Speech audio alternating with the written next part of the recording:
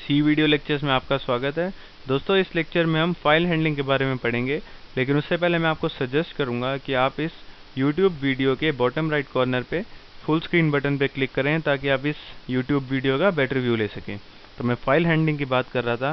मैं सबसे पहले आपको सारे ऑपरेशंस बता देता हूँ जो कि हम सी लैंग्वेज में कर सकते हैं फाइल्स के ऊपर।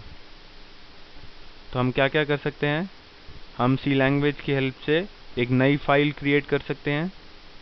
हम जो फाइल ऑलरेडी क्रिएटेड है उसको ओपन कर सकते हैं, और ओपन करने के बाद हम उस फाइल के कंटेंट्स भी रीड कर सकते हैं, और हम उस कंटेंट को चेंज भी कर सकते हैं, कुछ ऐड भी कर सकते हैं या कुछ मॉडिफाई भी कर सकते हैं, और हम जो फाइल ऑलरेडी ओपनड है उसको क्लोज भी कर सकते हैं।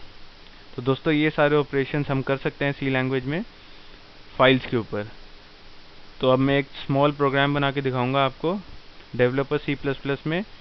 तो मैं फाइल न्यू सोर्स फाइल, सबसे पहले मैं एक हेलो वर्ल्ड प्रोग्राम बनाऊंगा, उसको सेव करूंगा किसी नेम से, कोई भी फाइल नेम दे दूंगा।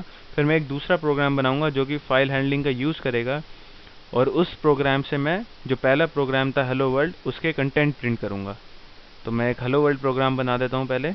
Include stdio.h, include conio.h, main function printf hello world.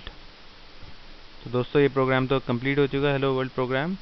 इसमें कुछ समझाने का नहीं है,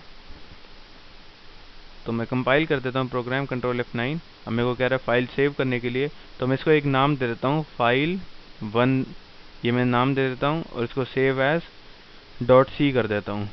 आप यहाँ सेव एज से जाके उसके एक्सटेंशन चेंज कर सकते हैं। तो मैंने सेव पे क्लिक कर दिया। अब 0 एरर्स दिखा रहा है, रन करूँगा तो ऑब्वियसली हेलो वर्ल्ड प्रिंट करेगा। तो दोस्तों, मैं अब एक और प्रोग्राम बनाता हूँ जिसके हेल्प से मैं इस फाइल के कंटेंट प्रिंट करूँगा। तो इस फाइल का नाम क्या है, file1.c, जिसमें हमारा हेलो वर्ल्ड प्रोग्राम है। तो मैं एक नए प्रोग्राम बना देता हूँ, इंक्लूड stdio.h, इंक्लूड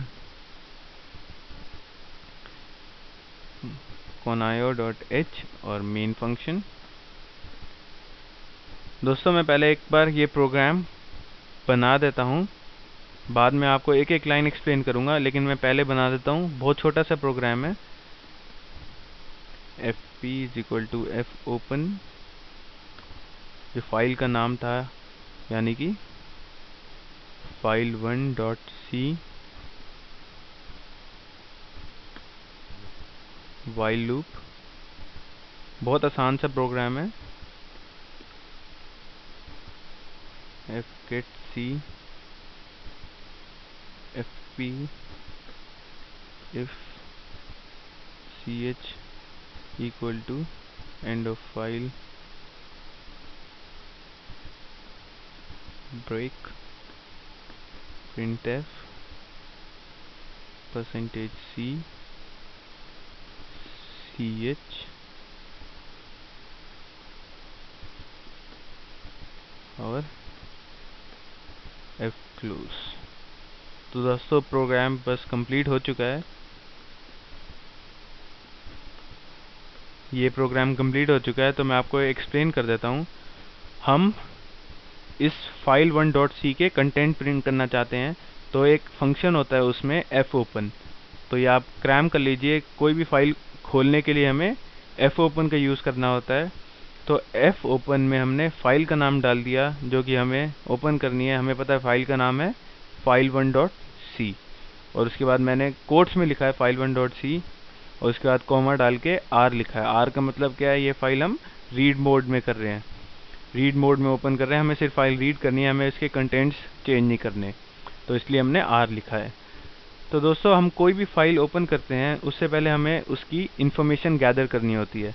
तो file1.c फाइल की इन्फॉर्मेशन कौन गैदर करता है, वो ये फाइल गैदर करता है। ये फाइल एक स्ट्रक्चर होता है, तो जो भी इन्फॉर्मेशन होती है वो इस स्ट्रक्चर में स्टोर हो जाती है।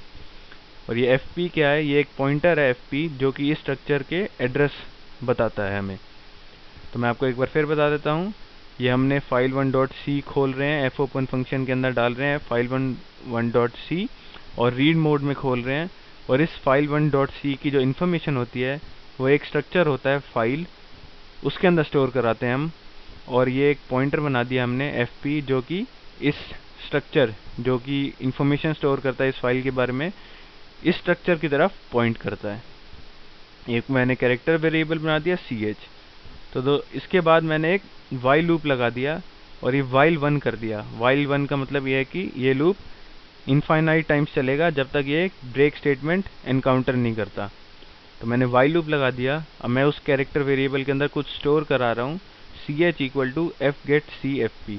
इसका मतलब ये है कि fgetc जो होता है वो जो करंट पॉइंटर लोकेशन होता है वो उसके कैरेक्टर को प्रिंट कराता है, उसके कैरेक्टर को स्टोर कराता है। अब हमने कोई फाइल खोली तो ये बाय डिफ़ॉल्ट फर्स्ट कैरेक्टर पे पॉइंट कर रहा है। तो fgetc जो है, fp मतलब जो है हमारा, वो फर्स्ट कैरेक्टर को पॉइंट कर रहा है। तो fgetc जो है वो फर्स्ट कैरेक्टर को ch में स्टोर करा देगा। सिमिलरली fp की वैल्यू चेंज हो जाएगी, फिर वो नेक्स्ट कैरेक्टर को स्टोर करा देगा। तो ऐसे स्टोर कराता जा रहा है वो कैरेक्टर, और वो हम कैरेक्टर प्रिंट करते जा रहे हैं यहाँ पे। अब जैसे कि पहला कैरेक्टर स्टोर कराया है ch में, तो हमने उस पहले कैरेक्टर को प्रिंट करा दिया।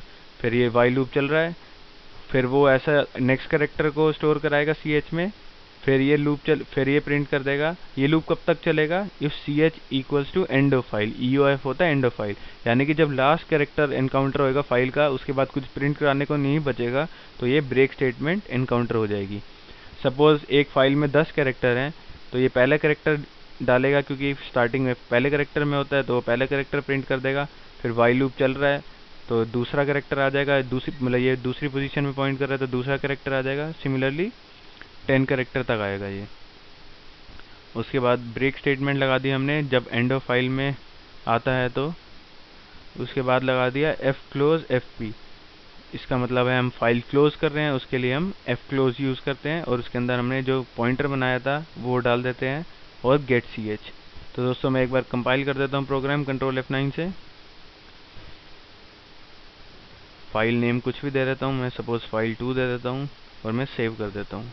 0 एरर्स। अब मैं रन करता हूँ प्रोग्राम कंट्रोल F10 से। आप अपनी आउटपुट स्क्रीन पे देख सकते हैं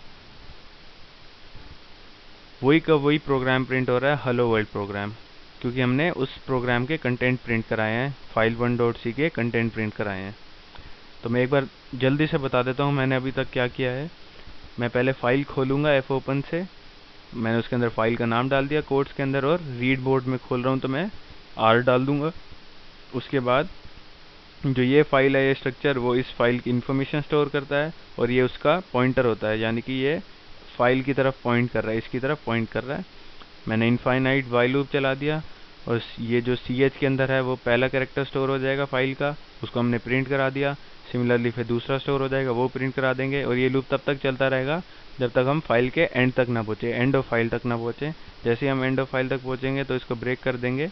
ब्रेक करने के बाद ये लूप ख़त्म हो जाएगा, फिर हम फाइल क्लोज कर देंगे और getch, ताकि आउटपुट विंडो क्लोज ना हो। तो दोस्तों आज के लिए इतना ही। नेक्स्ट लेक्चर में भी हम बहुत कुछ पढ़ेंगे फाइल हैंडलिंग के बारे में ही। आप ये मेरा वीडियो हाई डेफिनेशन में भी डाउनलोड कर सकते हैं मेरी वेबसाइट sites.google.com/site/pl lectures। मैं रिपीट कर देता हूँ, sites.google.com/site/pl lectures। तो दोस्तों आज के लिए इतना ही। Till next lecture, goodbye, take care.